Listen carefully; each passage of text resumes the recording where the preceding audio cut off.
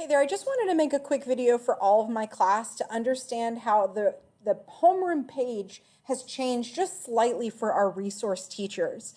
So now when you come over to media, when it's time for you to go to see Mrs. Scoville at 10:45, if you click on the blue link, it'll take you to her Zoom meeting. And if for some reason the Zoom asks for a passcode, the passcode is media.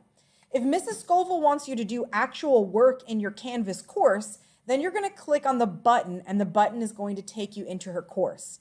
We'll do that all week for all the different teachers. If there's art time, there'll be a Zoom button for you to get to the Zoom for art, and then there will also be a Canvas button so that you can get into work for art as well. Same thing will work for your music teacher as well as your PE teacher. The only difference is that the PE teacher might not have Zoom. He might just only have work for you to do in Canvas. So when it's time for you to finish up lunch and finish up recess, and it's time to start resource, just know that there's a difference between the Zoom link and the Canvas course button. I hope this helps you so that you don't get lost and confused at 10:45. And then don't forget, math starts on time at 11:30. Thank you.